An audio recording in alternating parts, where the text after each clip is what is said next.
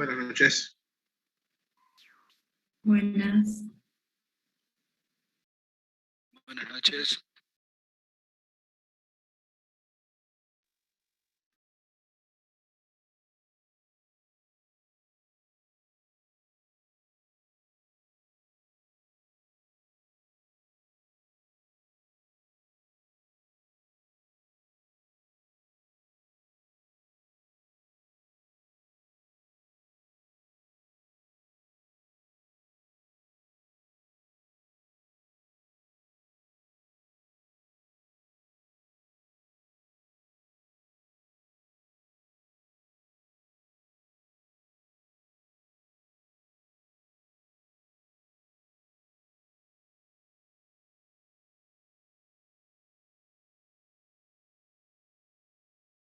Certificado que constante el día solicitado, yo por lo menos.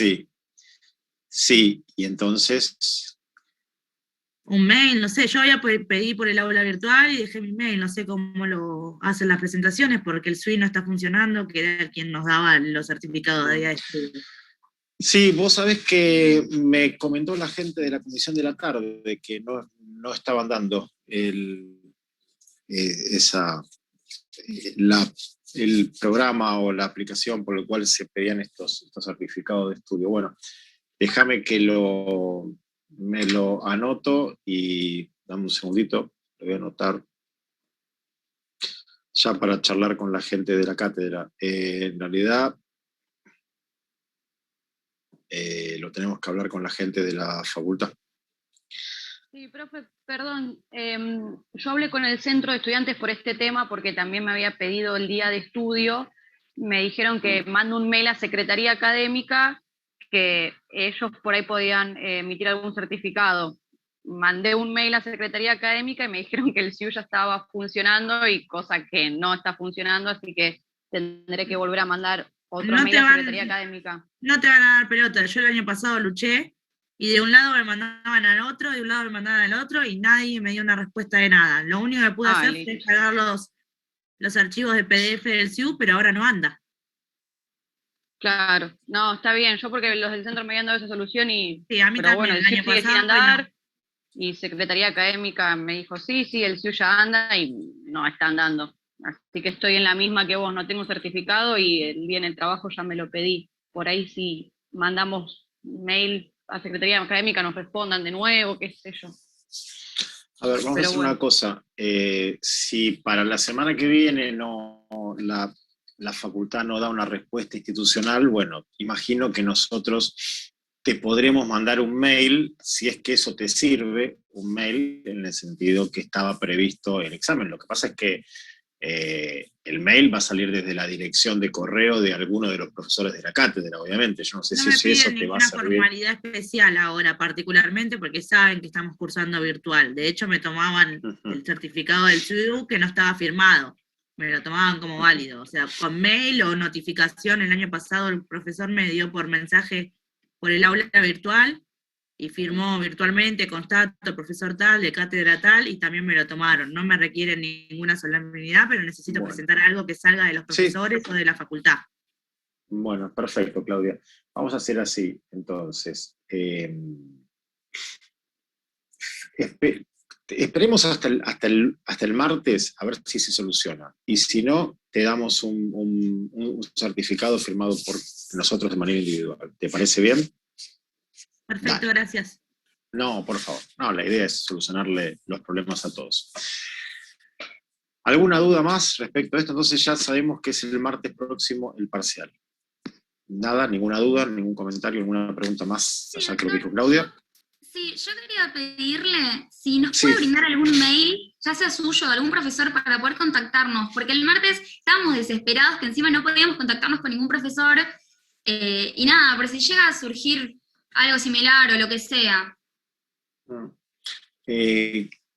Sí, a ver, no tengo ningún problema. Yo te doy mi dirección de correo electrónico, te la doy a vos, te la doy a cualquiera.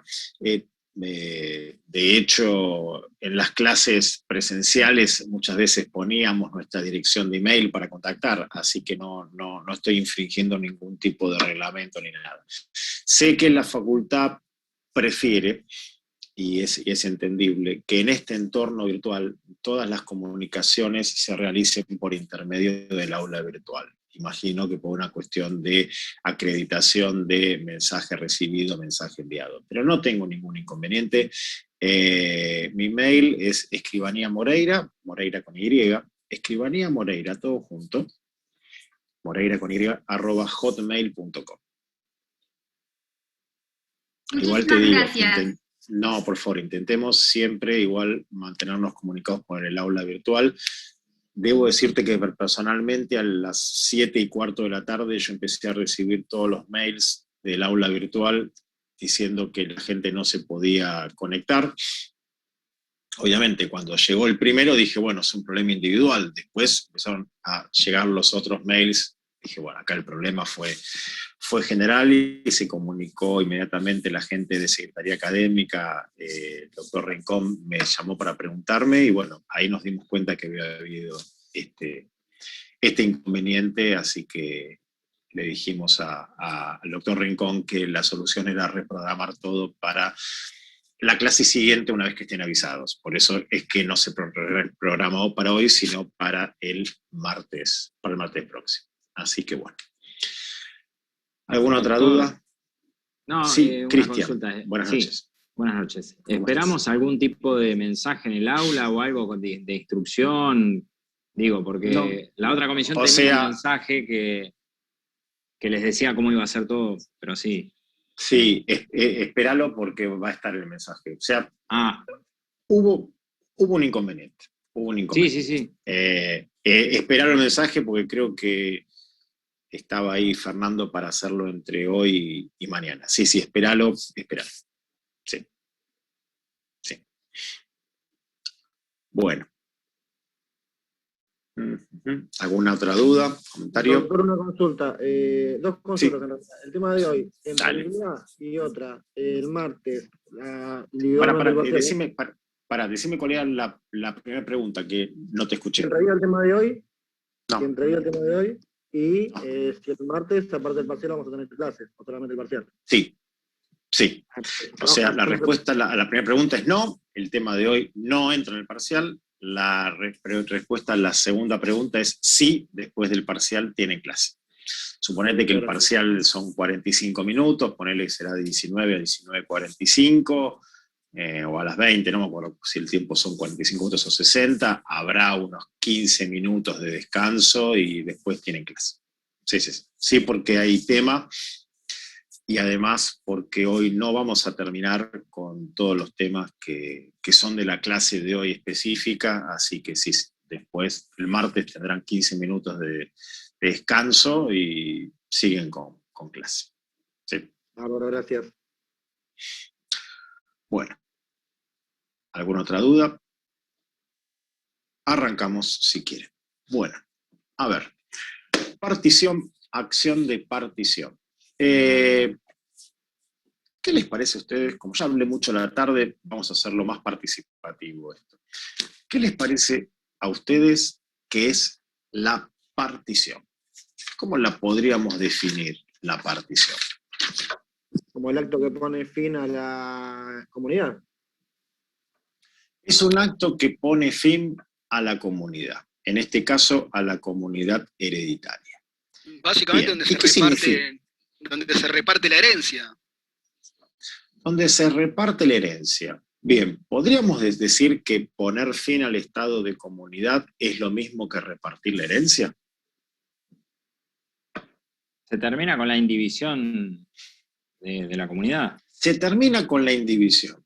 Perfecto. Se termina con la indivisión, se pone fin al estado de comunidad, se reparte la herencia. ¿Son todos sinónimos? Yo creo que sí.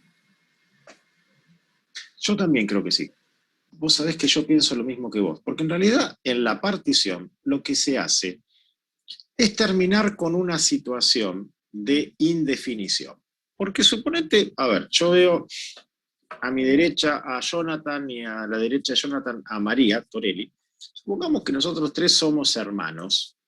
Han fallecido nuestros padres, abuelos, tíos. ¿Somos los otros tres los herederos o somos herederos testamentarios de una persona que nos instituyó en tal carácter? Nosotros tenemos, siendo tres, derecho a una tercera parte de una masa indivisa.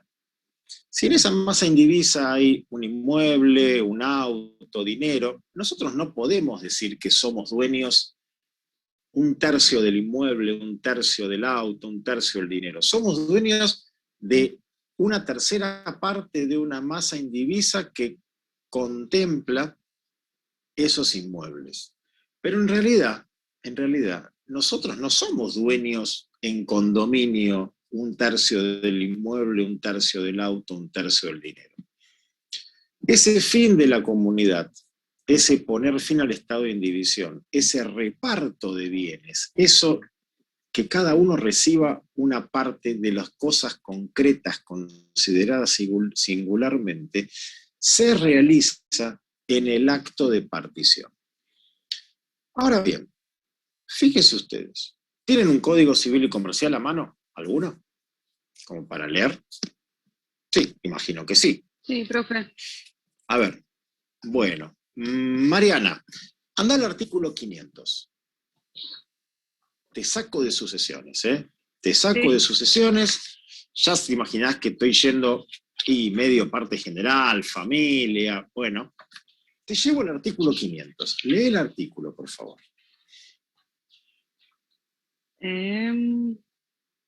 Sí, acá, forma de la partición. El inventario y división de los bienes se hacen en la forma prescripta para la partición de las herencias. Perfecto. ¿Y vos nos podrías decir en qué parte del código estás? O sea, ¿en qué capítulo, en qué sección, de qué está hablando el artículo 500? Liquidación de la comunidad, partición de la comunidad. Liquidación y partición de la comunidad ganancial. O sea, estamos en familia, estamos en un matrimonio que se encuentra encuadrado en el régimen de comunidad de gananciales y se produce una de las causales de extinción de la comunidad ganancial. Por ejemplo, un divorcio. Entonces, si ustedes como abogados y abogadas o personas interesadas en el tema quisieran saber cómo se dividen los bienes en un divorcio, van a ir al artículo 500, que es el que dice cómo se hace. Y el artículo 500, ¿qué dice, Mariana? Léelo de vuelta, por favor. ¿Cómo se parten los bienes de un matrimonio que se ha divorciado? Lo leíste recién. Cerraste el código. Volví a sucesiones, por eso. Bueno. Dice que el inventario y división de los bienes se hacen en la forma prescripta para la partición de las herencias.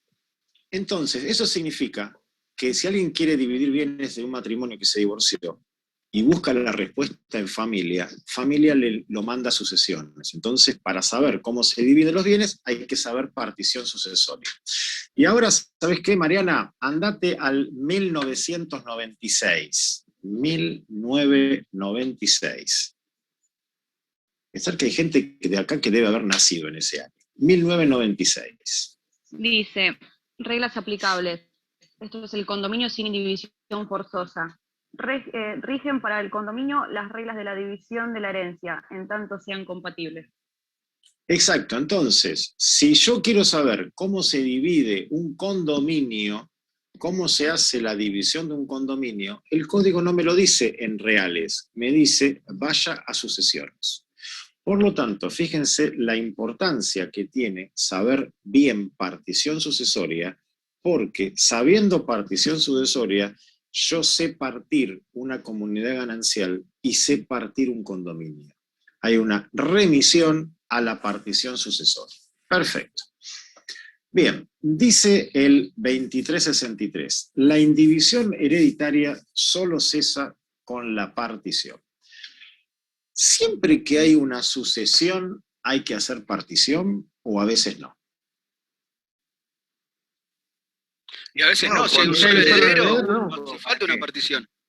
Exactamente. Exactamente, muy bien para los que comentaron. Cuando hay un solo heredero, no hay que hacer partición. ¿Por qué? Porque no hay indivisión. ¿Y por qué no hay indivisión? Porque no hay comunidad hereditaria. Cuando hay un solo heredero, podríamos decir algo vulgar, tipo de charla de café, la herencia nace indivisa.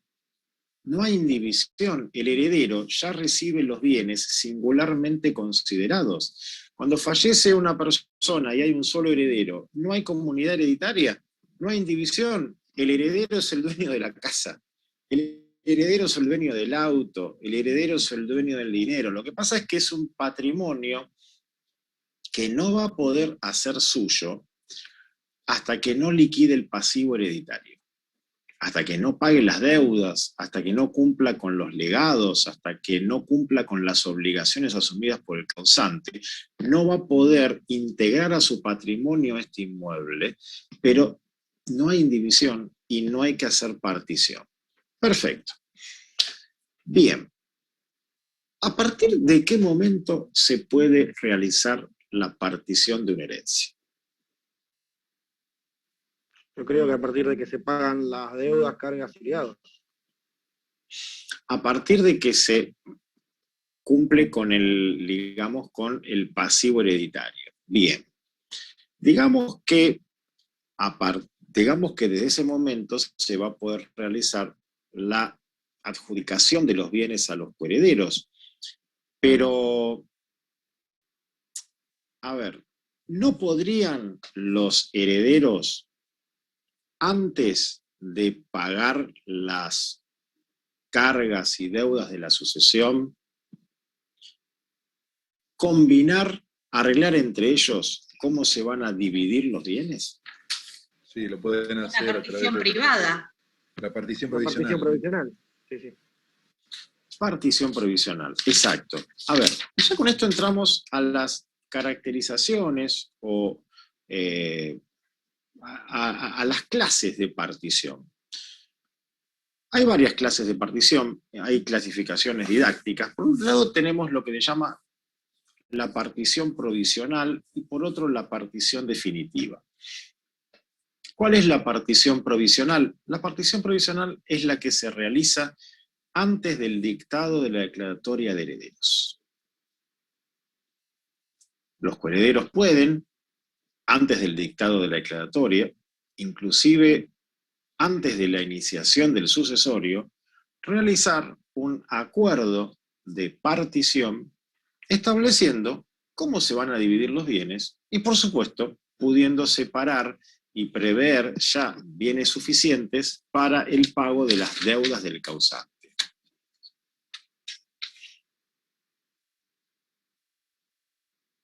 Doctor, disculpe, dijo que se realiza antes de la declaratoria de herederos. Antes de la declaratoria, e incluso se puede realizar en cualquier momento antes del inicio del proceso sucesorio. Y si después obviamente no se van a poder inscribir los bienes a nombre de los herederos hasta que no se cumplan con los pasos formales del expediente y obviamente se paguen las deudas y cargas de la sucesión. Esa es la partición provisional. Doctor, ¿Alguien me había pregunta. preguntado algo? Sí. En el caso de que haya varios herederos, que no sea uno solo, pero están todos de acuerdo, por ejemplo, en vender la propiedad, ¿es necesario hacer la partición previamente? Podrías, pero no es necesario. Nada impide que los coherederos se realicen previamente la partición, se adjudiquen el inmueble en condominio y venda cada uno sus partes indivisas, o por el contrario, que utilicen la venta como un modo liquidatorio y que entonces se pongan todos de acuerdo y vendan el inmueble a los fines de dividirse el dinero. Lo que pasa es que cuando los coherederos venden un inmueble y eso se realiza como acto liquidatorio de la comunidad, habría que en la escritura de venta dejar constancia de estas circunstancias, porque si no, alguien podría llegar a suponer que se está vendiendo un inmueble para obtener dinero y que ese dinero quede indiviso y luego forme parte de la sucesión, forme parte de la masa partible. ¿Sí? Porque también puede pasar eso. Supongamos que hay un inmueble que se está viniendo abajo y los herederos dicen, vendámoslo, obtengamos dinero, ese dinero lo ponemos en una cuenta con los demás bienes. Yo creo que hay que ser prolijo cuando se realiza un acto de este tipo y hay que dejar constancia si la venta tiene fin liquidatorio de la comunidad o por el contrario el dinero que ingresa subroga al bien que salió. Me parece que se me colgó internet. Hola, hola. Sí, se corta, pero un poquito. Se cortó internet, ¿no? Sí, pero sí, se entendió bien. De repente yo continué hablando solo y ustedes estaban congelados. Así que en realidad el frisado era yo. ¿Se llegó a escuchar lo que dije? Sí, se escuchó bien. Sí, bueno, se escuchó perfecto. Bien. Bueno, perfecto. Bueno, ahora bien, entonces, les decía, por un lado tenemos la partición provisional, que es la que se realiza antes del dictado de la declaratoria de herederos, y por oposición a la partición provisional tenemos la partición definitiva. ¿Cuál es la partición definitiva? La que se realiza después del dictado de la declaratoria de herederos, que es donde yo ya tengo consolidados los derechos hereditarios, o reconocidos, mejor dicho, los derechos hereditarios de cada uno de los copartícipes.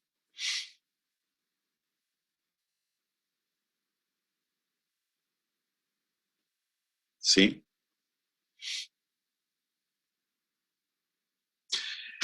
Luego tenemos otra forma, otra caracterización de la partición, que también se llama provisional. Entonces ahí se nos complica el tema porque tenemos dos particiones provisionales, pero también se llama provisional. Y es la que está señalada en el artículo 2370, que es la partición provisional o la de uso y goce.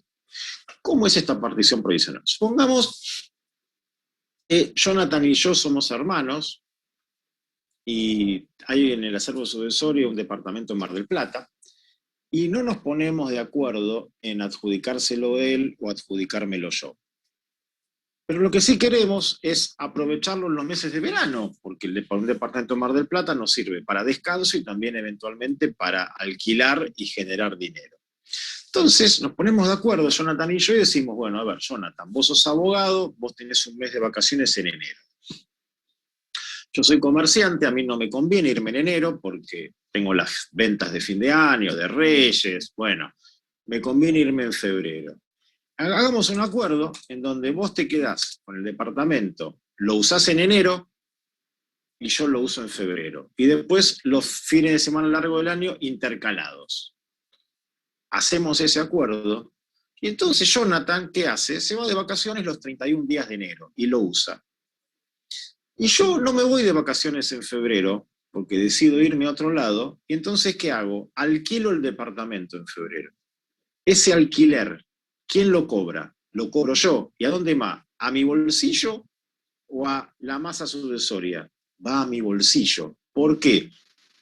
Porque yo hice un convenio de partición provisional de uso y goce con Jonathan, donde dijimos, sin ponernos a discutir la propiedad, nos adjudicamos el uso y goce de alguno o de alguno de los bienes hereditarios. Entonces, si yo me quiero ir de vacaciones, como hizo Jonathan en enero, me voy. Si lo quiero alquilar, lo alquilo y el dinero va a mi bolsillo y yo no tengo que compartir nada con Jonathan. Eso es lo bueno de los convenios de partición de uso y goce. ¿Sí? Bien. Obviamente, lo opuesto a la partición de uso y goce es la partición total, que es la partición definitiva, donde se adjudica el dominio de los bienes involucrados. Perdón.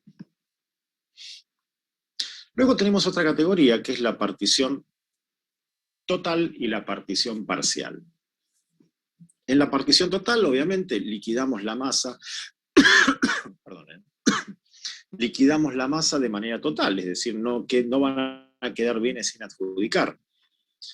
En la partición parcial puede quedar alguno o algunos de los bienes sin adjudicar. Por ejemplo, supongamos que hay un departamento en Capital, una casa en Lomas y un departamento en Mar del Plata. Decimos, bueno, Jonathan se queda con el departamento de Capital, yo me quedo con la casa de Lomas, y el departamento de Mar del Plata lo dejamos indiviso, porque no sabemos qué hacer. No sabemos si se lo queda a uno, se lo queda a otro, y mientras hacemos o no un convenio de uso y goce. O no, o nos ponemos de acuerdo sin necesidad de firmar nada por escrito. Entonces ahí tenemos una partición parcial.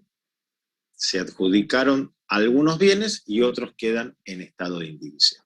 ¿Sí? Bien. ¿Quiénes pueden pedir la partición de una herencia? ¿Quiénes son los legitimados activos para pedir la partición de una herencia? Los coherederos. Los coherederos. A ver, esto está en el artículo 2364. Dice esta norma que pueden pedir la partición los copropietarios de la masa indivisa. ¿Quiénes son los copropietarios de la masa indivisa? Los herederos, indudablemente. Pero no solamente estos pueden pedir la partición de la masa indivisa, sino que también pueden hacerlo los cesionarios de sus derechos.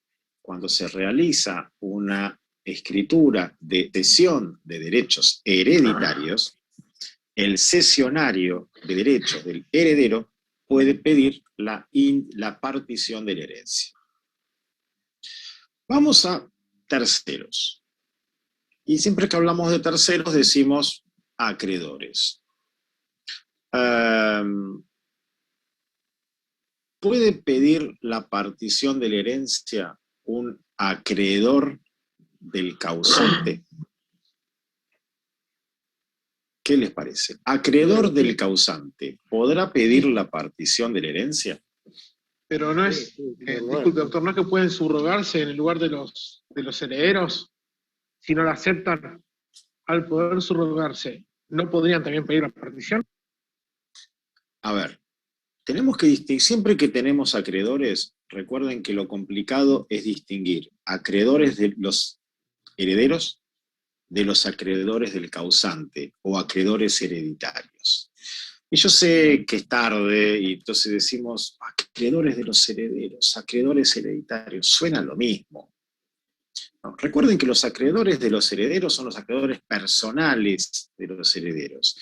Los acreedores hereditarios o del causante son las personas a las que el fallecido les debía plata.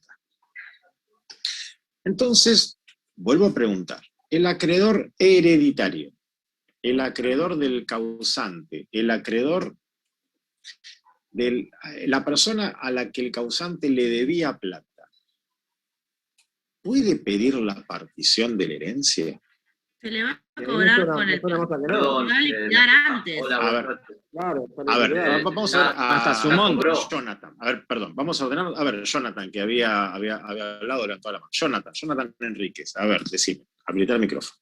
Me suena que no, porque ya lo liquidaron. Cuando se pagaron las deudas, ya cobraron. A ver, todavía no se liquidó. O sea, porque estamos hablando del acreedor del causante. Todavía le están debiendo plata. O sea, al acreedor del causante le deben plata todavía. Todavía no le pagaron. Claro, ¿puede pedir la partición? Y se debía de subordenación. A ver. Jonathan parece que dice que no. A ver, ¿quién otro habla? Para mí, doctor, va a pedir la partición para poder cobrarle ya directamente a cada uno y embargarlos, o lo que sea. Lo que pasa, a ver, no es necesario que el acreedor de la herencia pida la partición. Lo que tiene que hacer el acreedor de la herencia es leerse el 2356 y siguientes del código, que es pago de deudas y legados. Lo que tiene que hacer el acreedor de la herencia, el acreedor hereditario, es presentarse lo antes posible en el sucesorio y decir, a mí me tienen que pagar. Y no me importa lo que los coherederos hagan, si se adjudican el departamento de Mar del Plata, si uno quiere ir a Pinamar en Semana Santa y el otro quiere ir en el feriado largo de 9 de julio. A mí me tienen que pagar. Después lo que los coherederos hagan es un problema de ellos. A mí me pagan. Por eso dice el 2356 que los acreedores hereditarios deben presentarse a la sucesión. Y el 2358 habla de la obligación del administrador de pagar a los acreedores. Y lo que sí pueden hacer los acreedores es oponerse a la partición. Y esto está en el 2359. Los acreedores pueden oponerse a la entrega de los bienes a los herederos hasta el pago de sus créditos. Y lo mismo los legatarios. Ellos se oponen a la partición. No la piden, se oponen. ¿Sí? Entonces, ¿qué clase de acreedores pueden pedir la partición de la herencia? Y hay alguien lo dijo al principio, dijo, el acreedor del heredero, vía de subrogación, porque ahí sí, al acreedor del heredero le importa que su heredero tenga un bien para poder cobrarse. Entonces, el acreedor del heredero dice, a ver, yo tengo un deudor, tiene que recibir una casa de la sucesión del papá, no lo hace para no pagarme. Señor juez, me vengo a subrogar yo en sus derechos. Ahí sí. Y los beneficiarios de legados o cargos que pesan sobre un heredero. Y acá complica lo que dice este artículo 2364 con lo que dijo antes el 2359. El legatario no puede pedir la partición, salvo que sea un legatario que depende de la entrega de un bien al heredero. Entonces, como ese legado va a depender de la entrega de un bien al heredero, ahí sí puede pedir la partición. Ahí sí puede pedir la partición. ¿Un ejemplo? ¿Sí? Sí, suponete que haya un testamento donde el causante dice que deja bienes a un heredero con el cargo que el que se adjudique el inmueble de la calle San Martín lo va a tener que destinar durante 5 años a ser sede de una asociación protectora de la infancia. Asociación protectora de la infancia, no sé, niños felices, qué sé yo. Entonces, ahí sí se puede hacer algo. Ahí sí podría el beneficiario del legado o del cargo pedir la partición por subrogación, porque depende de la partición para poder cobrar su legado o beneficiarse con el cargo. Ahí es el único supuesto en que un legatario puede pedir por vía de subrogación la partición. Pues si no, lo que tiene que hacer es meramente oponerse a que la partición se realice hasta no ver cumplido su legado. ¿Sí? Bien. Hablábamos también a la tarde, un poquito del 2368, que es un artículo interesante, porque al igual que en lo que sucede en la petición de herencia, la acción de partición es imprescriptible, pero sin perjuicio de la interversión de título por parte de algún heredero que empiece a poseer uno de los bienes sucesorios a título propio y pueda decir que adquiere el inmueble por usucapión. ¿Sí? Que es parecido a lo que pasa con la imprescriptibilidad de la acción de partición de herencia y la posibilidad que el heredero aparente haya adquirido el inmueble por usucapión en caso de interversión de título. En este caso es igual. En este caso es igual. Perdón, profe, ¿si era larga. Prescripción corta? ¿Ah, la larga? No, larga, exacto, sí. Dice, la acción de petición de partición de herencia es imprescriptible mientras continúe la indivisión, pero hay prescripción adquisitiva larga de los bienes individuales si la indivisión ha cesado de hecho porque alguno de los copartícipes ha intervertido su título poseyéndolo como único propietario durante el lapso que establece la ley. prescripción adquisitiva larga, y está bien porque no hay justo título. Ustedes recuerden que para que haya prescripción adquisitiva corta se necesita el justo título. El justo título es el título que desde el punto de vista de los formalismos exteriores es perfecto. Ese es el justo título. El que aparentemente a la vista es un título perfecto, pero que sin embargo tiene un defecto en cuanto a la legitimación del transmitente. En este caso no podría haber prescripción corta, sino que siempre va a ser prescripción larga. ¿Sí? Bien, en 2 minutos se va a cortar este Zoom, así que vamos a ingresar inmediatamente a una nueva sesión. ¿Hasta ahora alguna duda, alguna pregunta que tengan? ¿No? En estos 2 minutos, ¿no? Entonces, como ahora voy a hablar de formas de la partición, si les parece, yo corto la sesión y entramos de vuelta inmediatamente y arrancamos con formas de la partición. ¿Sí? O partición judicial. La partición privada la tenemos en el artículo 2369, y consiste en que cuando todos los copartícipes de la masa están presentes, tienen capacidad plena, es decir, que no son incapaces ni tienen una capacidad restringida. La partición se puede hacer en la forma y por el acto que juzguen conveniente por unanimidad. ¿Sí?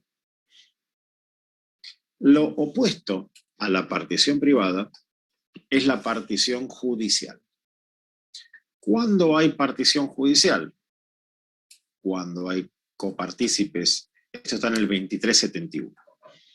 Cuando hay copartícipes incapaces o con capacidad restringida, cuando hay copartícipes ausentes,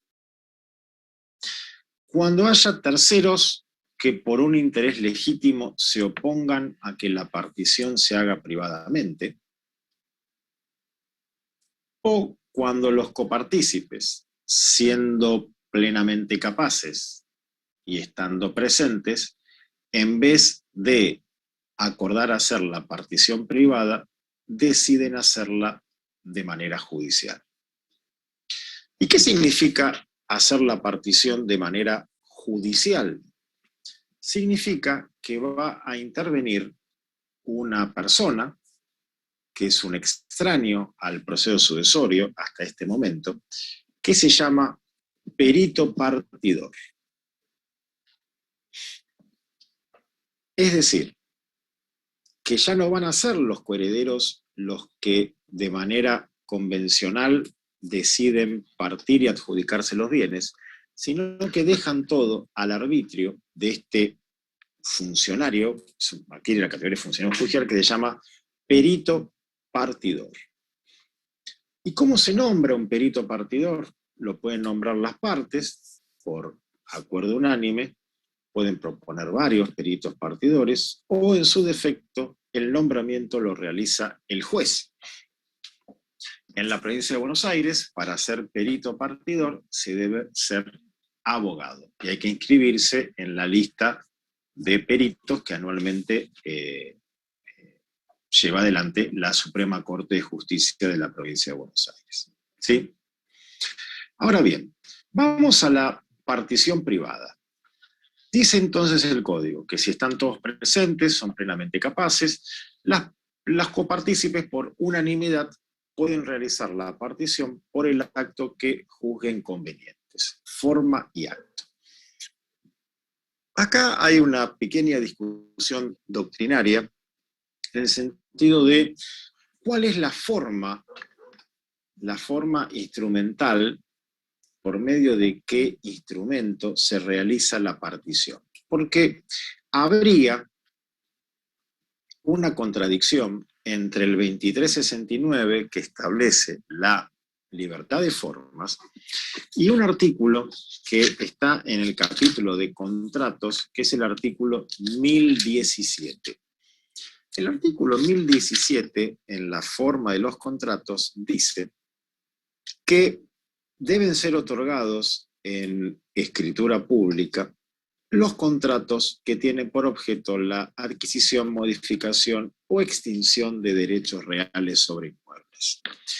Entonces, la duda que tenemos, y acá hay que decir tenemos porque hay teorías al respecto, es si es posible que en una sucesión donde existen bienes inmuebles se realice la partición de la comunidad hereditaria en un acto distinto de la escritura pública, ¿sí? O si por el contrario es obligatorio realizar la partición de una herencia por escritura pública. ¿Ustedes qué piensan? Yo creo que si hay inmuebles debe ser por escritura pública. Ajá, o sea, que según tu parecer, Jonathan, entonces no serían válidos, serían nulos aquellos convenios de partición de herencia realizados de manera privada, con firma certificada notarialmente o ratificada ante el secretario del juzgado, en donde el juez homologa el acuerdo de partición y lo envía a inscribir al registro de la propiedad. Es decir, que para vos, cada vez que hay una partición de herencia, se debe recurrir, bueno, donde hay inmuebles, se debe recurrir a la forma de escritura pública. ¿Es así? No. Si estaría homologado judicialmente, ahí ya no. Ahí puede ser que sea válido, pero si no está homologado, para mí tendría que ser por escritura pública. Por el 2017. Ajá. Puede ser. Ajá. Puede pero, ser, a ver, Jonathan, pero pará, igual déjame escribir. Jonathan, igual, si el código exige escritura pública, la escritura pública no se suple por un convenio homologado, porque son dos categorías de instrumentos públicos distintos. ¿Sí?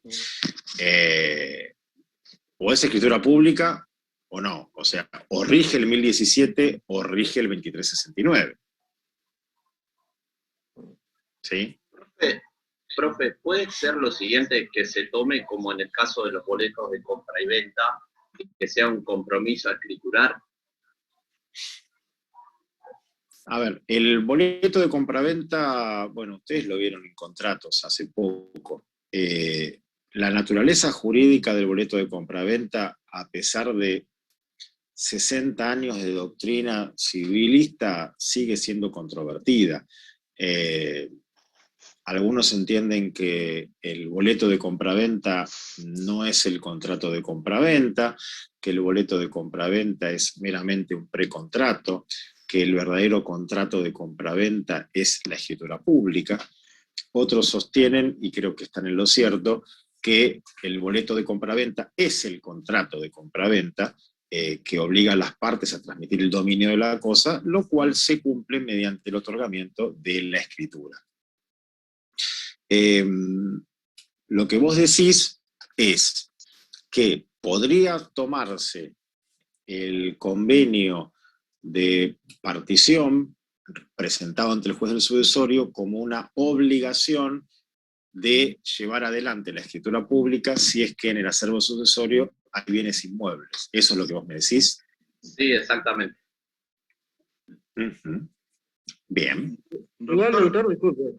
Yo creo que sí, a los fines prácticos nos servirían las dos, porque el registro de la propiedad inmueble escribe escrituras públicas y sentencias, pero un instrumento privado no lo va a inscribir. Claro, por eso es que si el instrumento privado se presenta al juez para su homologación y lo manda a inscribir, el juzgado va a emitir un testimonio de la declaratoria de herederos y el convenio de partición, y el registro de la propiedad va a inscribir eso. La cuestión es, ¿con esto se cumple el requisito de forma para adquirir el dominio o no? Eso es lo importante. Lo que pasa es que entraría como una excepción al 1017. Una excepción legal, digamos. Yo tengo la regla, que es la del 1017, y tengo esta excepción legal, digamos, habilitando esta forma. La formalidad, el convenio privado homologado por el juez. Bueno, yo debo decirte que si vos lees el 1017, el inciso A, establece que la única excepción es la subasta. El 1017, inciso A, dice, todo se hace por escritura pública, salvo únicamente la subasta. O sea, no estaría previsto dentro de la excepción del 1017. ¿Sí? Pero entonces cumpliría con el requisito de forma para hacer la partición, pero no con el requisito de forma para transmitir el dominio. Claro, esa podría ser una de las conclusiones. Por lo tanto, uno se pregunta en este momento, si esto fuera así, ¿para qué se envía a inscribir el convenio de partición y para qué lo inscribe el registro de la propiedad inmobiliaria o registro de propiedad automotor? ¿Sí? Es uno de los inconvenientes que hay hoy en día, después de la sanción del Código Civil y Comercial. La doctrina civilista se encuentra un poco dividida en estos aspectos. Personalmente creo que el 1017 se aplica a los contratos, es un artículo que está en forma de los contratos, y que la partición no es un contrato. La partición es un acto que pone fin al estado de comunidad hereditaria, pero no es en sí el contrato al que se refiere el artículo 1017. Además, hay algo que en general omiten los que sostienen la supremacía del 1017 por encima del 1069, que es lo que yo voy a decir ahora una vez que conteste a la alumna que está preguntando algo. Te escucho. A mí me hace ruido en el punto de que, bueno, primero lo que decía usted del contrato, y el derecho real no se adquiría mortis causa en el momento de que el causante muere, los herederos, por lo menos forzosos, adquieren sus derechos reales continuando al causante. O sea, por el principio dice el momento del contrato. No, los herederos forzosos no adquieren ningún derecho real al momento de la muerte del causante. Los herederos forzosos lo que tienen al momento de la muerte del causante es un título, una investidura respecto de la presunción legal que son titulares de la herencia. La herencia se puede componer de derechos reales o derechos personales. Es más, suponete que a la muerte del causante quedan 3 inmuebles, pero luego esos 3 inmuebles fueron legados o fueron objeto de un boleto de compraventa anterior a la muerte por parte del causante. No hay titularidad de derechos reales ahí. Los únicos derechos reales, está buena la pregunta que hiciste, ojo, los únicos derechos reales que se adquieren por mero efecto de la ley, los tenés en el artículo 1894. Y relativo a la materia sucesoria, creo que se lo deben haber visto en la clase anterior, se adquiere por el mero efecto de la ley el derecho real de habitación del cónyuge y del conviviente supérstite. Son los únicos derechos reales que tienen que ver con cuestiones sucesorias que se adquieren por mero efecto de ley. También habla de los condominios con división forzosa perdurable. Bueno, hay ciertos derechos de condominio que también se adquieren por mero efecto de la ley. Doctor, entonces, uno de los argumentos, sí. Entonces sigo, Martín, sería de la siguiente manera, ¿sí? La partición entonces se va a hacer de la forma y el acto que las partes, o sea, que juzguen conveniente, pero teniendo en cuenta la naturaleza de los bienes que se van a heredar, si son bienes registrables o no. Si son bienes inmuebles registrables, sabemos que lo tienen que hacer por escritura pública. No es que van a elegir ellos qué instrumento van a hacer. Si no son registrables, obviamente... A ver, esa es una de las teorías. Es una de las teorías que tiene argumentos. Yo personalmente no la comparto, esta teoría. ¿Por qué? Por lo que te acabo de decir recién. Para mí la partición no es un contrato. Para mí la partición es el acto que pone fin a la comunidad, pero no es un contrato. Y además hay un artículo que sí está en reales, que es el 1892, artículo muy largo que habla de cómo se adquieren los derechos reales. Y si vos vas al 1892, fíjate cómo empieza. Dice este artículo: la adquisición derivada por actos entre vivos de un derecho real requiere la concurrencia de título y modo. Adquisición derivada por actos entre vivos. Fíjate cómo en 1892 empieza diciendo, a ver, si usted quiere un derecho real por acto entre vivos, necesita título y modo. Y ahí, bueno, hay una serie de explicaciones, ejemplos, y termina con esta oración: a la adquisición por causa de muerte se le aplican las disposiciones del libro quinto. Es decir, que el código, en el 1892 te dice, usted va a requerir escritura pública cuando adquiere un derecho real por acto entre vivos. Pero ojo, si usted adquiere un derecho real por acto mortis causa, no siga leyendo acá. Vaya única y exclusivamente a estudiar sucesiones. Y por eso es que nosotros sostenemos el argumento que son válidos plenamente los convenios de división de la herencia suscriptos por los herederos con firma certificada o ratificada ante el juez del sucesorio, presentados al juez del sucesorio, aprobados por el juez del sucesorio y obviamente mandado esto a inscribir al registro inmobiliario de la propiedad inmueble, propiedad del automotor u otros registros, ¿sí? Y entonces, en estos casos puntuales no se necesita la escritura pública. Ahora, también déjame decirte esto.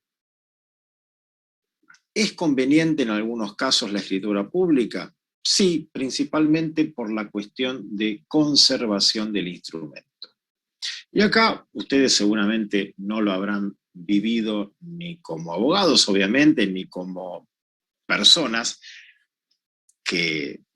titulares de inmuebles, pero, a ver, si una persona pierde su documento de identidad, va al RENAPER y saca un duplicado. Si una persona pierde la escritura de su casa, va al escribano o al archivo de protocolos notariales y saca un segundo testimonio. No quieran estar nunca en los zapatos de alguien que ha perdido su título de propiedad cuando este título de propiedad es judicial. Es decir, que viene de una compra en subasta, de una adjudicación por divorcio o de una adjudicación en sucesión. No pierdan el título de propiedad, porque después van a estar 2 años como mínimo hasta que puedan tener un segundo testimonio de un título de propiedad emanado del juez. Entre que el expediente está en archivo y todas las complicaciones que hay, es increíble todas las vicisitudes que deben darse. Entonces muchos prefieren, aunque salga un poquito más oneroso, hacer una partición en sede notarial ante un escribano para tener un título de propiedad que en caso de extravío pueda realizarse un segundo testimonio mucho más fácil y mucho más económico, además que cuando se pierde el testimonio de una declaratoria de divorcio, un divorcio, donde hay que, obviamente, poner un abogado, honorarios, aportes, etcétera, etcétera, etcétera. ¿Sí? Pero bueno, para mí se puede realizar por instrumento privado presentado al juez de la sucesión. Eso es lo que en el libro aparece como partición mixta, ¿no, doctor? Eso es lo que en el Código Civil de Vélez se llamaba partición mixta y no logramos entender todavía por qué los muchachos que reformaron el código no la pusieron a la partición mixta cuando no les costaba absolutamente nada volver a la categoría que estaba en el 1184, inciso 2 de Vélez, que era la partición mixta. No lo entendemos, no lo entendemos. Pero bueno, son algunas de las cosas que el Código Civil y Comercial trae. Cuando la partición se realiza de la manera judicial, entonces les decía, se realiza por un perito partidor. Y este perito partidor tiene que basarse en ciertos principios. ¿Cuáles son estos principios, reglas de las cuales tiene que basarse el perito partidor? La primera regla o principio principal es el principio de partición en especie, artículo 2374. Este artículo dice que si es posible dividir y adjudicar los bienes en especie, ningún copartícipe puede exigir su venta. Es decir que lo que se busca es que los bienes no se tengan que vender salvo que sea inexorable. Y si hay 2 herederos y 2 casas, la idea es que cada heredero se quede con una casa y no que haya que vender los bienes por algún capricho. Ahora, si hay 2 herederos y una casa y no se ponen de acuerdo en quién se queda con la casa, y no se ponen de acuerdo uno en comprarle la parte al otro, y bueno, ahí no hay más remedio que obviamente vender la casa y dividirse el dinero, porque nada hay más sencillo de dividir que el dinero. Es lo más fácil. Es lo más fácil. Pero la idea es vender los bienes únicamente cuando es total y absolutamente necesario. Si no, no venderlos. Además, la idea es que solamente se dividan los bienes cuando sea esto aprovechable económicamente. Fíjense lo que dice el 2375. Aunque los bienes sean divisibles, no se los debe dividir si ello hace antieconómico el aprovechamiento de las partes. O sea, lo que se busca tampoco es que fraccionados los bienes no sirva. Hay veces que para que determinados bienes sean considerados como una unidad económica tienen que tener cierta superficie, cierta extensión, y si se los parte, si se los divide, no pueden formar una unidad económica. Entonces la idea es que esto no suceda y que los bienes entonces sean económicamente aprovechables. Ahora bien, ¿qué sucede cuando hay una sola casa? Que esto es lo más común, les diría. Una sola casa y 2 herederos. A ver, juguemos. ¿Qué alternativas hay? Supongamos que hay una sola casa, hay 2 herederos. Una es Flavia, que la tengo a mi derecha, y otra es Omar, que lo tengo a la derecha de Flavia. Ustedes son coherederos, Flavia y Omar, ¿no? Juguemos con ustedes 2. Son hermanos. Sí. Hay una sola casa en el acervo sucesorio. ¿Qué alternativas posibles encuentran ustedes para dividirse el acervo sucesorio? Flavia y Omar. Y yo encontraría la venta de la casa, y si no es la venta de la casa, uno de los 2 se queda con la casa y el otro le aporta el 50%. A ver, Omar, yo no sé si vos la tenés visualizada, o sea, Flavia, yo porque... Queda con 50%. A ver, yo la tengo ahí al lado mío, Flavia, no sé si vos la tenés visualizada o no. Sí, a ver, ¿qué le propondrías a Flavia? A ver, hacé de cuenta que ustedes son hermanos, dale. Así también descansa mi garganta, Omar, dale, haceme el favor. Mirá, Flavia, cuando te propuse la cesión de derecho no quisiste, ahora hay una sola casa y ninguno de los 2 vamos a vivir ahí, así que, o sea, uno de los 2 va a vivir y el otro no va a entrar. Vos tenés 9 hijos, yo tengo 14 y 10 perros, imposible convivir ahí. La imaginación es terrible. Claro, así que lo que te propongo es el precio de venta de 10 millones de la casa en la tasación de inmobiliaria tanto de acá a la vuelta, lo que te propongo es el 50%, los 5 millones dártelo a vos y yo me quedo con la casa. A ver, Flavia, respondele. Sí, ni un problema. A ver, si me da lo que realmente está tasada la casa y yo no quiero vivir ahí, no tendría problema. Bueno, no sé, yo fui a esta inmobiliaria. Ya me hubiese gustado que vos contestaras, ¿no? Pero qué fácil, a ver. Salieron toda la vida de bailar juntos, ese va a decir que vale 100.000 pesos, pero bueno. Flavia, a ver, qué sencillo que se la hiciste. Yo quería que ustedes jueguen un poco con la imaginación. A la lapicera. Es que en realidad problemas de familia, la verdad es que no estaría teniendo, entonces no me imagino una pelea con un hermano. por un inmueble. Qué suerte.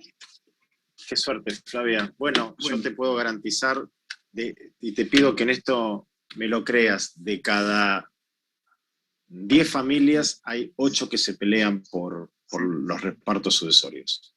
Créemelo que lamentablemente la proporción es esa. Con mis hermanos no hubo, ahora hablo bajito. La familia de mi señora, que son italianos, hasta el cajón de la ropa interior de la madre, todo, peleaban por todo. Terrible. Bueno, pero eso pasa con italianos, con españoles y de todas las colectividades. Sí, bueno. No, con todo, pero bueno, me pareció, es una exageración de tanto demostrar cariño y amor. Bueno, entonces, Flavia, como tu imaginación no es tan fructífera como yo quisiera, te voy a relevar del cargo de ser la hermana de Omar y ahora voy a ser yo el hermano de Omar. Vas a buscar una hermana peleadora, en realidad. Voy a buscar un poquito una hermana, no, tampoco peleadora, pero a ver, vamos a hacer una variante. Bueno, Omar, escúchame, yo no quiero que se venda la casa. Me la quiero quedar yo, Omar, la casa. Y el problema es que si me das el 60%, ahí estaríamos más o menos, con eso yo podría comprar en otro lado. A ver, Omar, mirá. La plata que tengo ahorrada. Si no, a ver, Omar, bueno, vos, Omar, vos fuiste a una inmobiliaria y la inmobiliaria dijo que valía 10 millones de pesos, ¿no? Sí, pero ahora voy a buscar otras 2.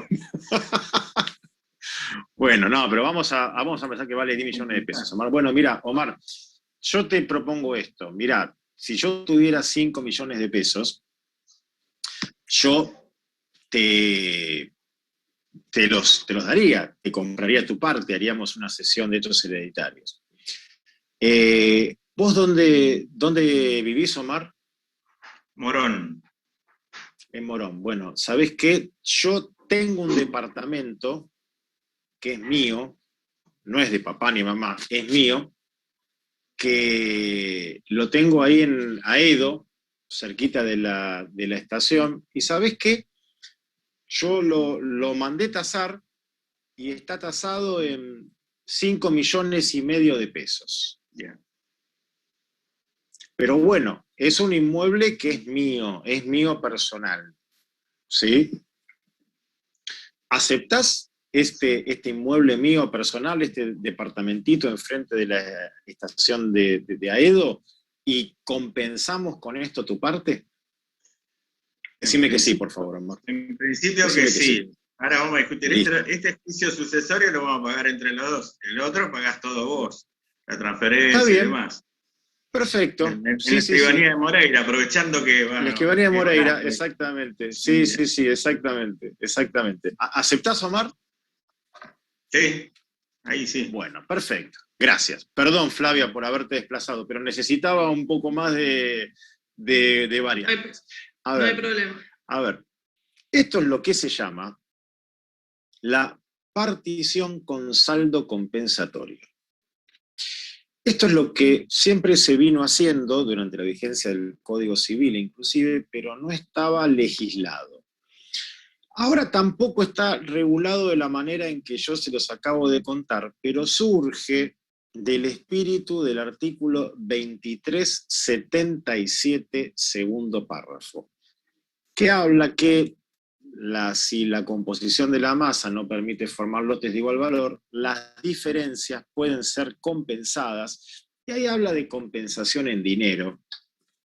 Pero unánimemente la doctrina dice que la compensación no solamente puede ser realizada en dinero, sino que puede ser realizada con otros bienes. Y este es el típico ejemplo que ustedes acaban de ver de una partición con una compensación, en donde al acto de partición sucesoria se le incorpora un bien que forma parte del patrimonio personal de uno de los herederos, en este caso mío, y que sirve para compensar los derechos hereditarios de uno de los copartícipes. Porque en este caso, Omar y yo somos hermanos, hay un único bien integrante del acervo sucesorio, el único inmueble me lo quedo yo,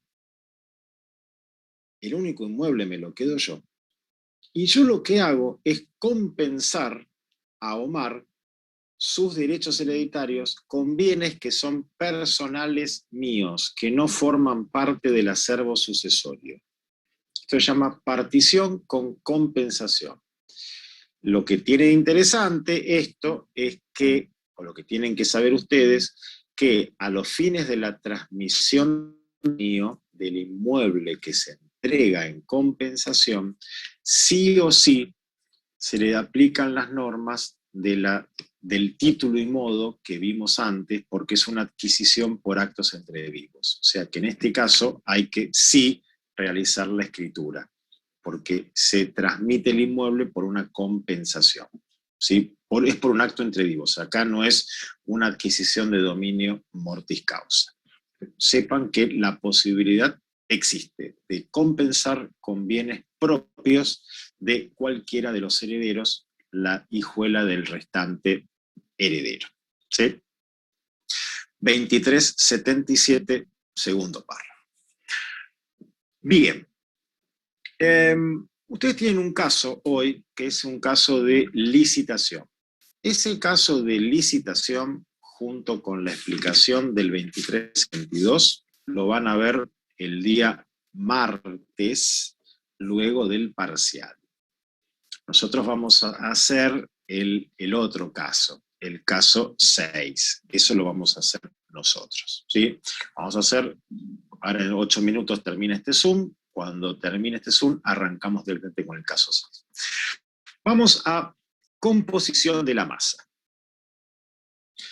La composición de la masa hereditaria está regulada en el artículo 2376. Y nosotros decimos, bueno, ¿cómo se compone la masa partible? ¿Cómo se compone lo que va a servir de base al reparto entre los herederos?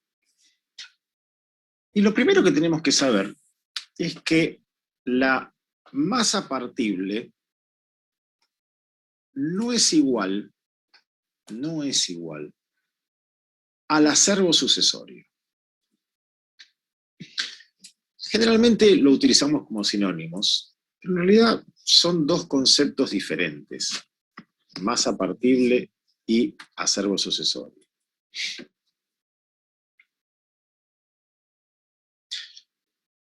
La masa partible comprende, dice este artículo, los bienes del causante que existen al tiempo de la partición o los que se han subrogado a ellos.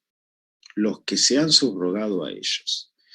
¿Qué ejemplo se les ocurre a ustedes de un bien que podría subrogar a un bien que era del causante? A ver. En el caso de una acción por daños que lo haya cobrado. No, habla de subrogación. A ver, pensemos que el causante tenía bienes para vender, bienes de carácter perecedero para vender. Mercaderías que, si no se vendían en determinado momento, no iban a servir luego porque se vencían, perecían. Y el administrador de la asociación, ya sea judicial o extrajudicial o alguno de los coherederos, vendió esos bienes perecederos, que valían 1 millón de pesos, y entraron 1 millón de pesos en efectivo, los cuales fueron depositados en una cuenta bancaria a la orden del juez de la asociación. Ahí tenemos bienes que han subrogado a bienes que tenía el causante. El causante tenía bienes para vender, que valían 1 millón, se vendieron, entraron 1 millón de pesos. Los acrecimientos de unos y otros.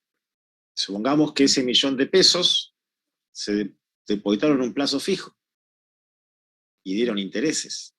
Esos intereses son los acrecimientos a los que se refiere este artículo.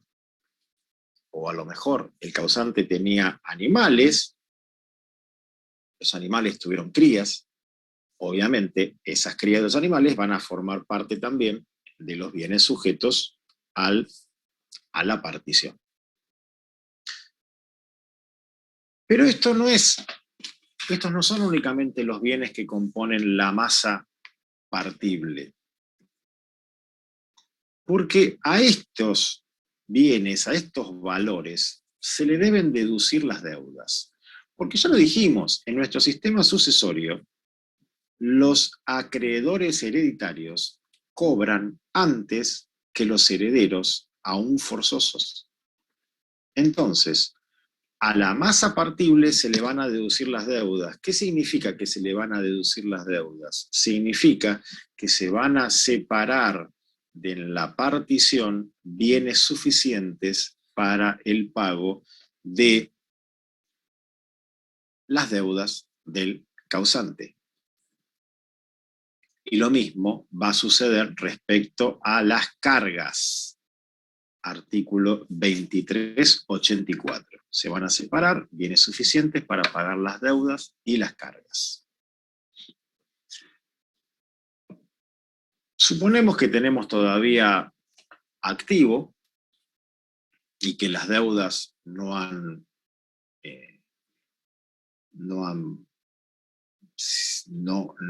son iguales que el activo. A esto le vamos a sumar dos clases de bienes. Esta es una operación aritmética, es una suma y una resta. Se le van a sumar los valores que deben ser colacionados,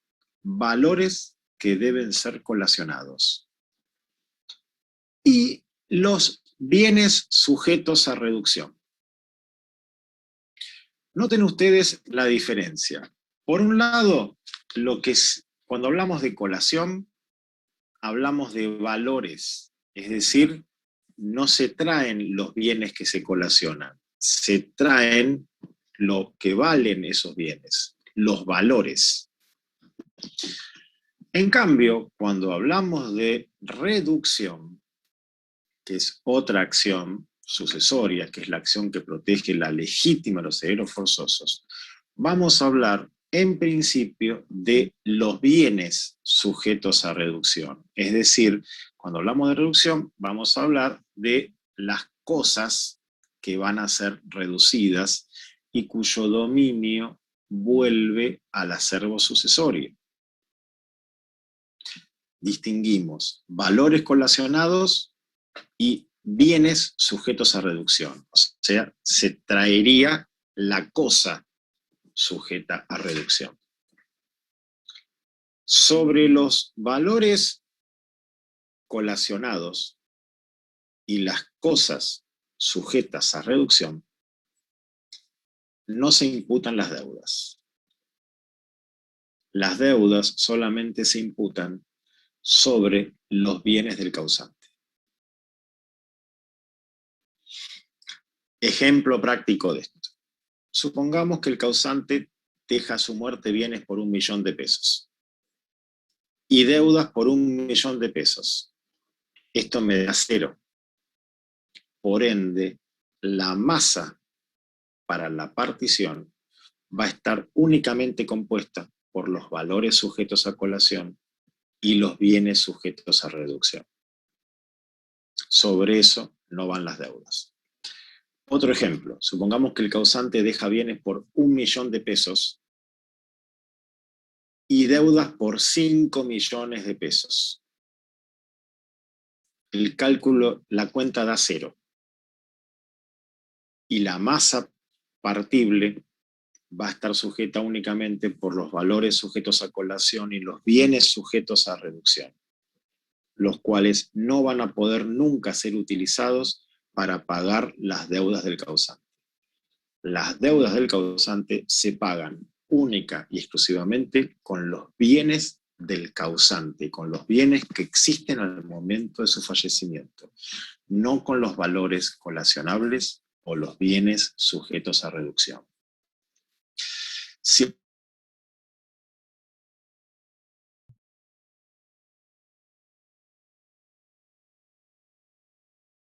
Perdón, se cortó en el medio del discurso, y eso que lo iba controlando, no me di cuenta yo. Les decía, si el causante en el último caso tuvo suerte y frente a un patrimonio de 1 millón de pesos consiguió personas que le prestaran por 5 millones, es un problema de las personas que no tuvieron en cuenta el patrimonio de su deudor. Pero los valores sujetos a colación, los bienes sujetos a reducción, nunca sirven para pagar las deudas del causante. ¿Sí? Las deudas del causante se pagan con los bienes del causante, los bienes que quedan al momento de su fallecimiento. Bueno, vamos al uno de los 2 casos que tenían hoy, que es el tema de el caso número 6 del capítulo 5, que nos va a servir para hablar un poquito de las atribuciones preferenciales de bienes. Bueno, ¿quién tiene ganas de hacer, leer, opinar, discutir respecto del caso 6? Los escucho.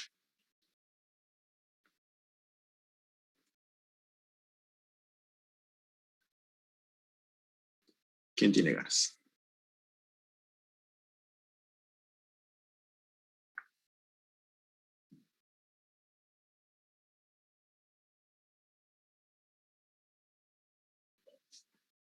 A ver. Y bueno. Dale. Vamos a arrancar. Ahora estoy buscando el caso en particular, que era el 10, capítulo 10. Caso 6. Caso 6, si mal no recuerdo. Sí. Exacto. Ahora, por favor.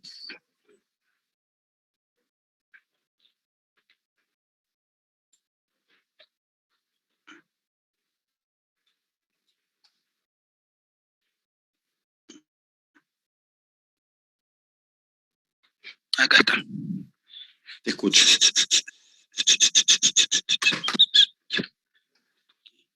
Atribución preferencial. El planteo es: Marta ha quedado viuda en diciembre de 2015. Su marido, don Alberto, falleció luego de una larga enfermedad. La pareja tuvo 3 hijos, Susana, Luis y John. Alberto y Marta se casaron en 1985. Sus hijos son profesionales. Susana es una nutricionista mediática, Luis es un reconocido arquitecto y John es ingeniero agrónomo, pero nunca ejerció su profesión. Algunos años antes de casarse con Marta, Alberto había instalado un pequeño tambo en la localidad de Cañuelas. Al principio no funcionaba muy bien, pero con los años y la presencia de Marta fue creciendo y actualmente tiene una gran productividad. Los bienes sucesorios son los siguientes: la casa familiar adquirida en 1990 y valuada en $300.000, un departamento comprado en 1980 situado en Mar del Plata, tasado en $100.000, y el tambo, que tiene un valor de $500.000 con una renta anual de $80.000. El juicio sucesorio se encuentra en la etapa de partición. Partir el dinero entre los herederos. Tarea: responder a las siguientes cuestiones. La número 1 es: Marta no quiere que el tambo se venda o se vaya a partir. ¿Qué podría hacer? ¿Qué requisitos deberá cumplimentar para lograr ese objetivo? Bien. ¿Lo hiciste? ¿Respondiste en las consignas? Sí. Con el grupo. Vos y tu grupo, obviamente. Sí. Bueno, Marta, amparándose en el artículo 2380 del Código Civil y Comercial, puede solicitar la atribución preferencial del establecimiento, ya que es cónyuge supersite, que está en la formación y administración del tambo en cuestión. O sea, lo puede hacer. Sí. Les pregunto al resto. ¿Están todos de acuerdo con lo que Jonathan y su grupo formularon? Sí. Nosotros nos remitimos al 2332. ¡Epa! Llegó la controversia. ¿Quién dijo eso del 2332? Ay, yo. A ver. Bueno. Yo estoy de acuerdo, doctor. También había pensado en ese artículo. ¿En el 2332? Sí. ¿Sí? Porque ahora ¿y por se qué? pone a la división justamente la pregunta. Claro, ojo con la consigna. La consigna no dice, la consigna no dice que Marta quiere adjudicarse el inmueble. Lo que la consigna dice es que Marta se opone a que el inmueble se venda o se parta. Marta no está teniendo una actitud positiva de decir, quiero el inmueble, el tambo para mí. Marta lo que dice es, no quiero que se venda, quiero que esto permanezca indiviso. Entonces, acá tenemos que ponernos a discutir si la acción adecuada es la del 2380, que establece la atribución preferencial, es decir, quiero que el bien quede para mí, o la del 2332, que es la oposición a que el inmueble se parta. Pero ojo, igualmente el 2332 tiene una pequeña trampita. Dice que, excepto que sea dado o se pueda dar en disposición a ese cónyuge, o sea, si se lo adjudican al cónyuge, no se podría oponer a la división. Exactamente. Y lo que Marta pretende es algo que, a mi modo de ver, Marta no puede pedir. Porque Marta lo que pide es que el inmueble permanezca indiviso. Para eso, el 2380 no le sirve, porque el 2380 lo que le dice es, usted puede pedir que se le atribuya a usted. Entonces Marta va al 2332 y dice, yo quiero que se mantenga indiviso. Pero tiene una trampita, que es lo que acaba de decir la compañera, excepto que el bien pueda ser adjudicado en su lote.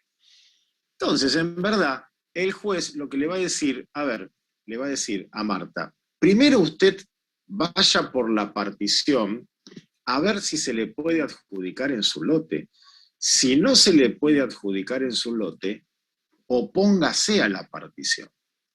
Entonces, en verdad, hilando fino, el requisito de Marta, el deseo de Marta de la indivisión total, a mi modo de ver, no podría prosperar, porque existiendo la posibilidad de adjudicarlo en su lote, ella no puede oponerse a la partición. Lo que pasa es que hay que ver si se lo puede adjudicar en su lote, que es otra cosa. Y para ver si se lo puede adjudicar en su lote, tendríamos que analizar la segunda pregunta, que es cómo quedarían confirmadas las hijuelas si prospera la pretensión de Marta, para ver si se lo puede adjudicar en su lote. Jonathan. Sí, perdón, Mariana. A mí esto yo de acá la verdad me costó mucho este tema. No entendí lo de las hijuelas. ¿Qué cosa no entendés de las hijuelas? No entiendo qué es. Ah, no entendés qué es una hijuela. Sí. Por ahí es una pregunta re tonta, pero lo leí y dije, no, está bien. Está bien. La hijuela es lo que le toca a cada heredero en la partición. También se lo suele llamar lote. Lote es sinónimo de hijuela. O sea, si vos y yo somos herederos, Mariana, y la masa es de 500.000 pesos, tu hijuela o lote tiene que ser de 250.000, al igual que el mío. La hijuela o lote es lo que resulta a cada heredero en la adjudicación. Eso es la hijuela, lo que se le adjudica al heredero en la partición. Gracias. De nada. Entonces, lo interesante es saber la pregunta 2, porque, descartamos el 2380. Vamos al 2332. Marta se opone, es algo que puede ser adjudicada en su lote. ¿Cómo quedarían las adjudicaciones y los lotes si prospera la pretensión de Marta? Jonathan, ¿sacaste las cuentas? No, las cuentas no las saqué, ahora lo estaba por hacer. Lo que sí pusimos es que, bueno, queda, si el tambo queda en propiedad de Marta, ella tiene que cubrir las diferencias con los herederos. No me cabe duda. ¿Y cómo sacaste cómo te diste cuenta que tiene que cubrir las diferencias si no sacaste las cuentas? Y porque claramente el bien más que tiene el costo más elevado y sería algo que estaría por fuera de lo que son los herederos. A ver, digamos que visualmente vos te diste cuenta que los valores del tambo son mayores. Pero está bien, visualmente lo viste, pero hay que sacar las cuentas. Y para sacar las cuentas, disculpen que sean las 8:35 de la noche, que haga frío, pero los voy a complicar. Para sacar las cuentas, tienen que ver primero la calidad de los bienes y tomar en consideración. ¿Campo de ganancial? Si no lo hicieron. Sí, exacto, hay que ver qué bienes son gananciales y qué bienes son propios. La casa familiar del año 90 es un bien ganancial y está valuado en $300.000. De esos $300.000, ¿cuánto le toca a Marta? Ganancial, recupera su parte. O sea, de los 300.000 le toca 150. ¿Está bien? Sí. Bueno, entonces pongan en algún lugar Marta tenemos 150. Claro, Marta 150.000 de la casa familiar. Perfecto. Vamos a ver los otros. ¿El departamento comprado en 1980 es un bien propio o ganancial? No, es propio. El departamento es propio. Propio. ¿Cuánto le toca a Marta de los 100.000? Nada. Un tercio. ¿Por qué un tercio? Perdón, un cuarto. Pensé que era un hijo menos. A un cuarto. Entonces, de los 100.000 le tocan 25.000 a Marta. Perfecto. Entonces ya tenemos 150 más 25, 175. Perfecto. ¿El tambo es propio o ganancial? El tambo es propio. Perfecto. ¿Cuánto le toca a Marta? De los 500, 125 sería. Perfecto. Hagan la cuenta, por favor, de lo que le toca a Marta. 300.000. 300.000. ¿Cuánto? 275 o no? No, 300. ¿300? 300. 150 del departamento, 150 de la casa, 25 del departamento son 175. 175 más 125 del tambo son 300. $300.000. Esa es la hijuela de Marta. $300.000. ¿Y cuánto vale el tambo? 500. 500.000. ¿Puede adjudicarse el tambo en la hijuela de Marta? Tiene que pagar 200.000. Y solamente podría adjudicarse el tambo en la hijuela de Marta si Marta compensa a los herederos con 200.000. Si Marta no compensa a los herederos con 200.000, ahí sí empieza a regir en toda su extensión el 2332.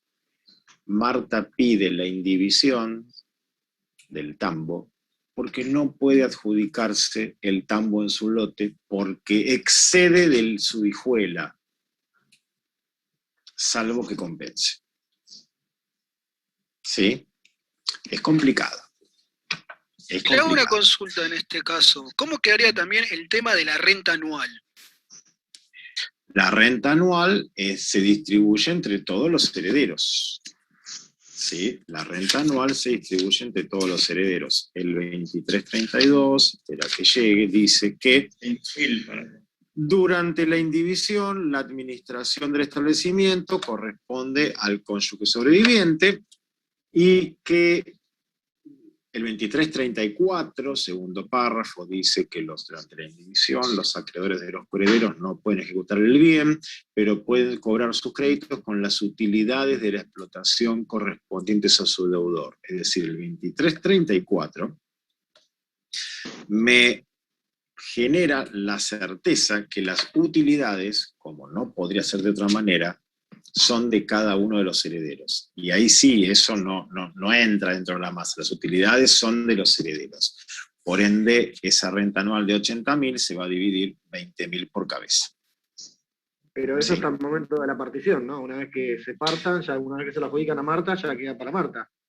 Bueno, si el bien se adjudica a Marta o a cualquiera de los coherederos, por supuesto las rentas van a ser del heredero adjudicatario. Sí. Profe, ¿y si el bien fuera ganancial? Si el bien fuera ganancial. También. ¿Cómo? O sea, si el bien en vez de propio sería ganancial, ¿esa renta anual se reparte por igual, por cabeza, o el 50% le correspondería a Marta? No, si el bien fuera ganancial sería 40.000 para Marta y 13.333 para cada hijo.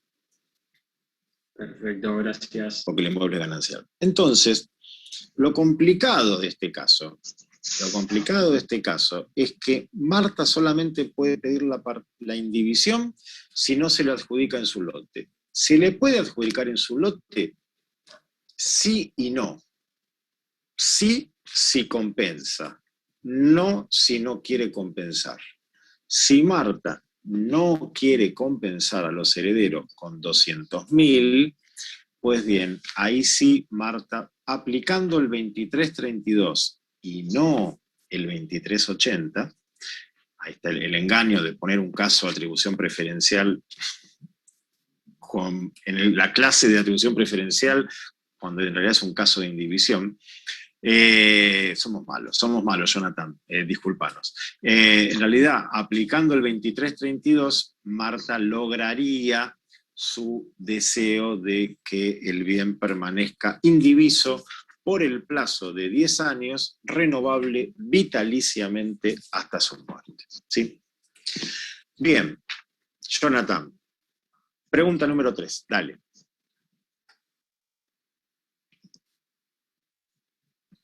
Es que justo estaba anotando lo que está indicando para corregir perdón, la pregunta número 2. No, está bien. Perdón.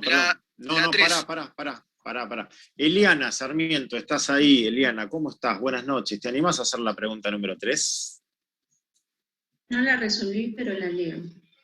Dale. Eso se llama actitud, ¿ves? Lo tengo acá. Suponiendo que el tambo es una sociedad comercial, ¿Marta y John podrán pedir los derechos sociales de ese establecimiento? Bien. A ver, esperen que me cayeron los audífonos. A ver. ¿Quiénes pueden pedir la atribución preferencial?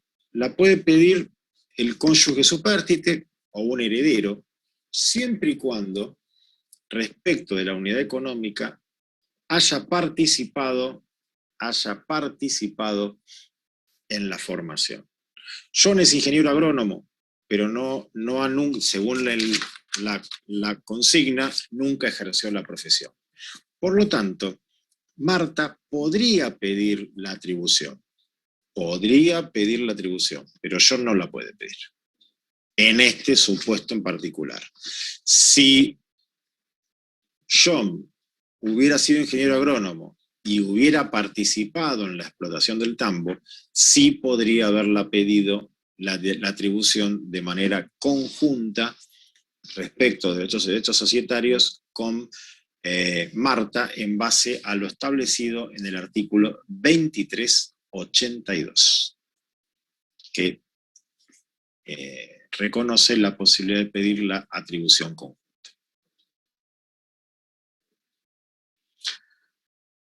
Bueno.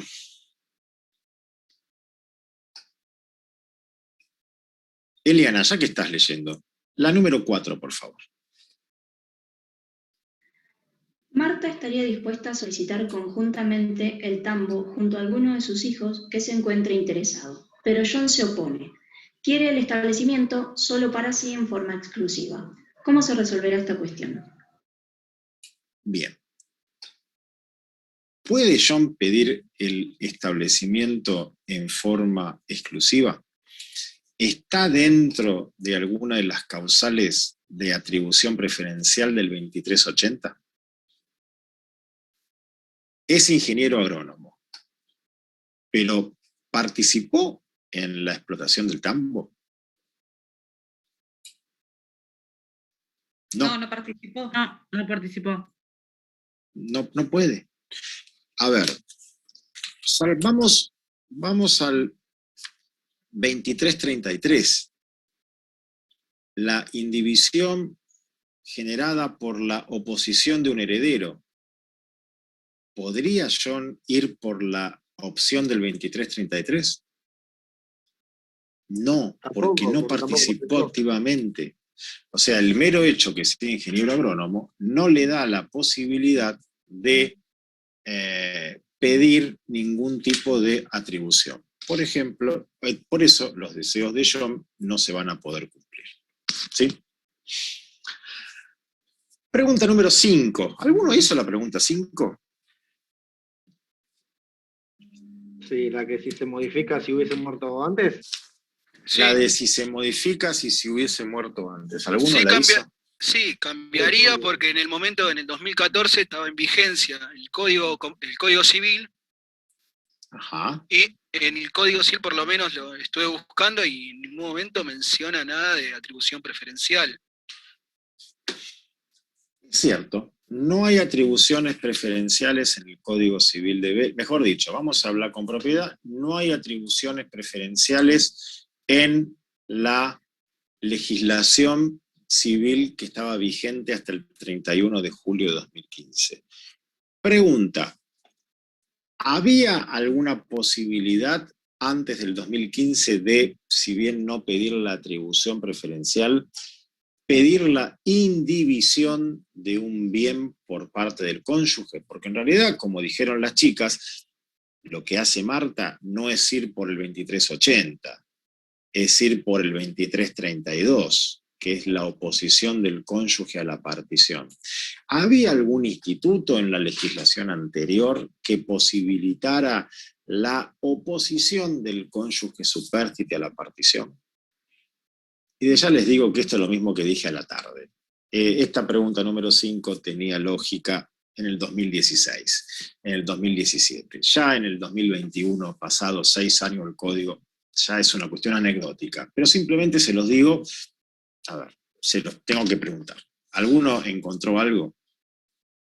Bueno, el artículo 53 de la ley 14.394 decía, cuando en el acervo sucesorio existía un establecimiento, bla, bla, bla, el cónyuge supérstite que lo hubiese adquirido, formado en todo en parte, podrá oponerse a la división del bien por un término máximo de 10 años. ¿Sí? El artículo 53, entonces, de la 14.394, como cuestión anecdótica. ¿Sí? Bien. ¿Dudas, preguntas? El tema de la atribución preferencial es un tema importante porque es el que permite a determinados coherederos solicitar en la partición la adjudicación de un bien. A diferencia del 23, 31, 32, 33, que es la oposición a que un bien se incluya en la partición, que es, no quiero que esto se parta, quiero que siga indiviso. Las atribuciones lo que buscan es justamente que los bienes se partan y se adjudiquen, pero direccionados a uno de los copartícipes, a uno de los herederos. ¿A quiénes?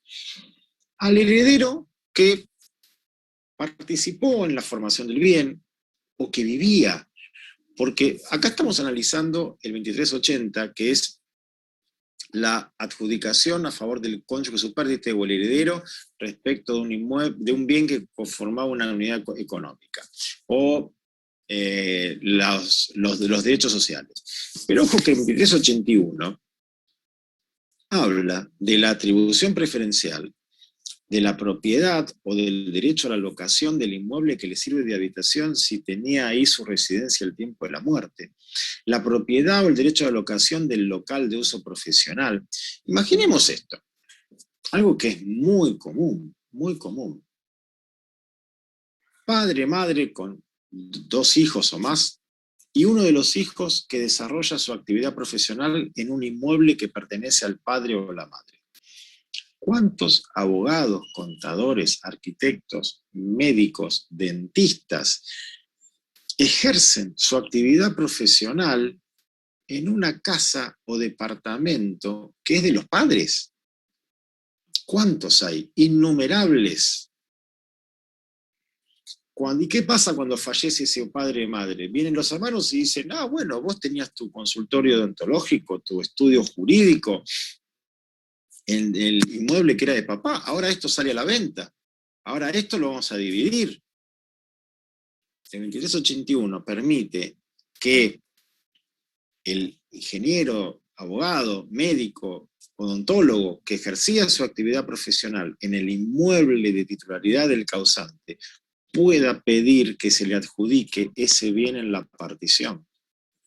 Y a los demás coherederos, los otros bienes.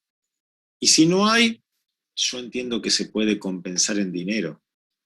Fíjense cómo la legítima en nuestro derecho ahora es más cuantitativa que cualitativa, es decir, lo que importa es el valor, no importa la calidad de los bienes. Y lo mismo respecto del inmueble que le sirve de habitación. ¿Cuántos hijos hay que viven en inmuebles que son de los padres?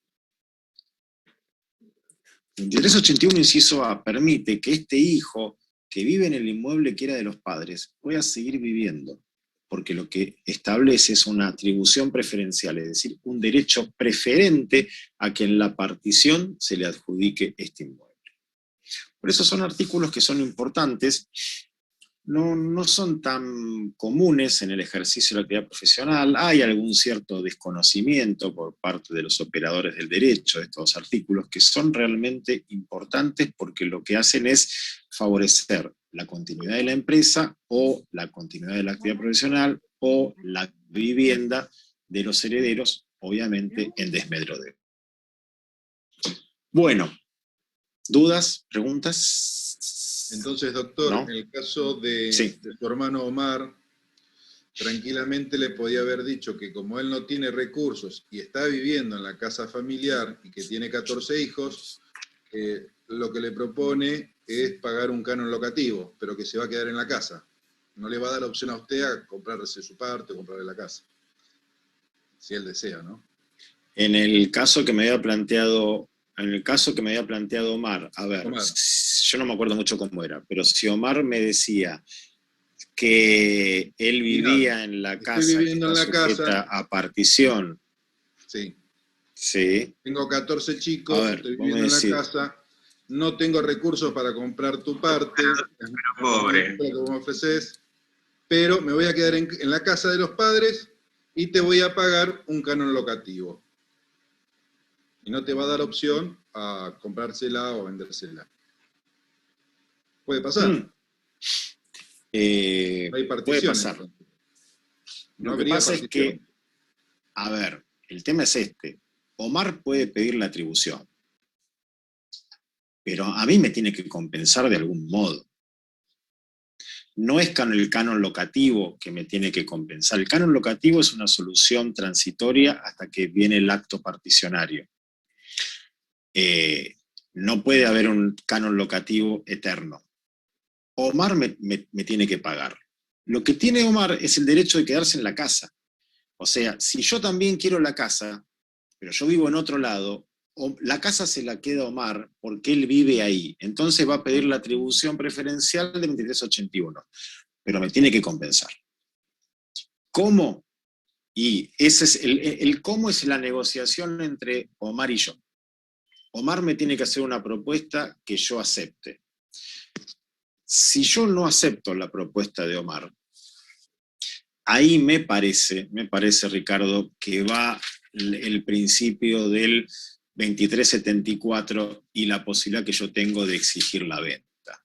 ¿Sí? Porque, está bien, la legítima es cuantitativa y no cualitativa, pero a mí me la tienen que dar la legítima. ¿Sí? El juez podrá convocar audiencia de conciliación, sugerirme que yo acepte plazos, con garantías reales inclusive, con garantías personales, pero Omar me va a tener que pagar mi legítimo. ¿Sí? Va a tener que integrar mi juela hereditaria con dinero. ¿Sí? Bueno, entonces, terminamos acá, que ya son 9 menos 5.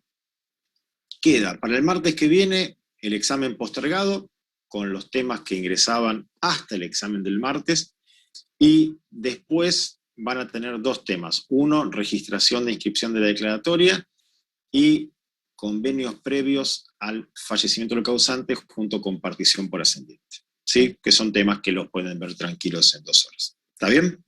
Bueno, gente, cuídense, y bueno, nos vemos la próxima y suerte el martes. ¿Sí? Gracias.